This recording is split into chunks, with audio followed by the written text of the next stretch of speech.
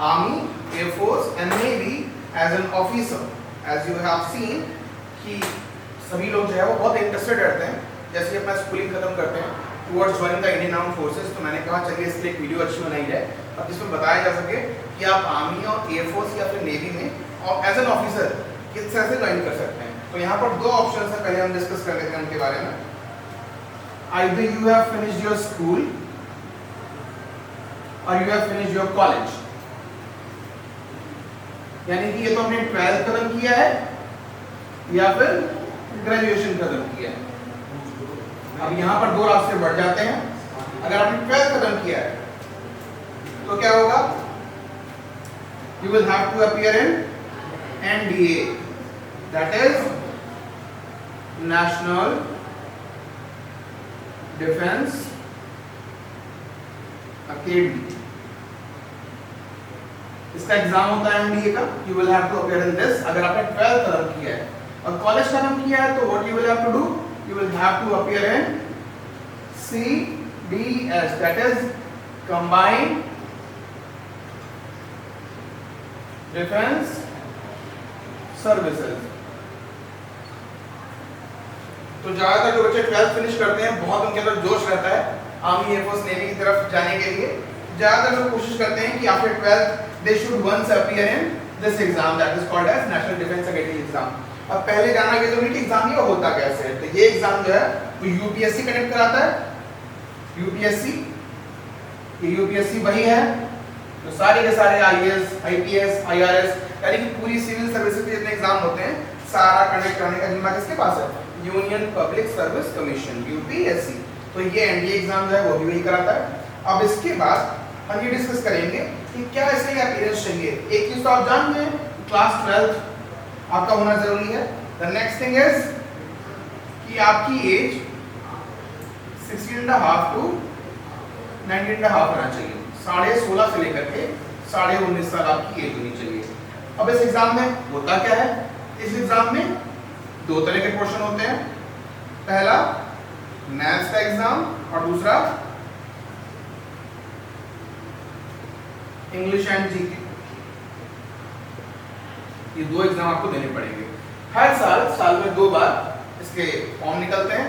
एक बार फॉर्म निकलेगा आपका दिसंबर के आसपास, दूसरा फॉर्म निकलेगा आपका वही मान के चलिए जुलाई अगस्त के आसपास। एक बार आपका एग्जाम होगा अप्रैल के आसपास और दूसरी बार जो एग्जाम होगा वो होगा सितंबर अक्टूबर के आसपास।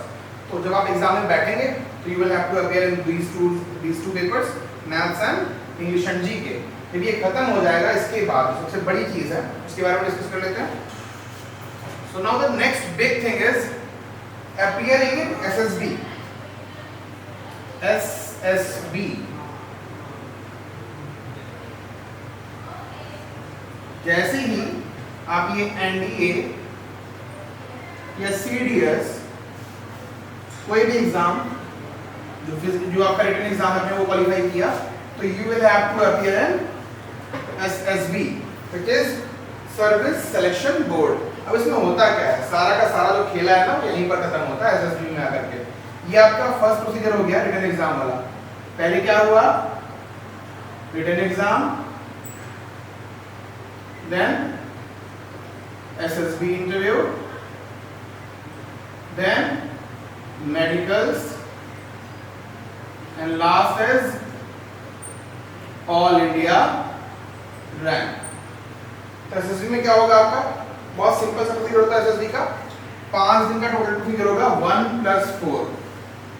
अब ये मैं 1+4 क्यों लिख रहा हूँ, क्योंकि यहाँ पर अगर आपका रजिस्ट्रेशन होना होगा तो ये तो आप फर्स्ट डे रिजेक्ट हो जाएंगे और या फिर आप 1 और 4 जोड़ेंगे तो 5 दिन बाद रिजेक्ट होंगे, फिफ्थ डे रिजेक्ट होंगे। फर्स्ट डे क्या होता है, फर्स्ट डे होता है आपका नॉर्मल सा टेस्ट होता है, इसको बोलते हैं PPDT। अब ये PPDT का मतलब picture perception and description test. इस टेस्ट में क्या होता है, आपको एक पिक्चर दिखाई जाती है 30 सेकंड के लिए और उस पिक्चर को देखने के बाद आपको उसके ऊपर एक डिस्क्रिप्शन लिखना पड़ता है, जिसके बाद में उस पर एक इंटरव्यू पैनल होगा जो 7 लोगों को बिठाएगा और डिस्कशन होगा। तो बेसिकली ग्रुप डिस्कशन होता है इन लोगों को लेकर के। तो ये होता है PPDT टेस्ट। इसमें जो लोग सेलेक्ट हो जाते हैं उनको फिर नेक्स्ट डे आगे भेजा जाता है और नेक्स्ट डे आपका फर्स्ट डे हो गया। सेकंड डे पे होगा आपका साइकोलॉजिकल टेस्ट, साइको टेस्ट में लिख देता हूँ, इजी होने के लिए। फिर third day and fourth day, इन दोनों दिन को मिलाकर के होगा आपका जीपीओ टास्क, और जो फिफ्थ डे होगा आपका वो होगा आपका कॉन्फ्रेंस। और इन सेकेंड, थर्ड, फोर्थ या फिफ्थ इन दिनों में से मिलाकर के किसी भी दिन आपका हो जाएगा पर्सनल इंटरव्यू, इसको बोलते हैं पीआई।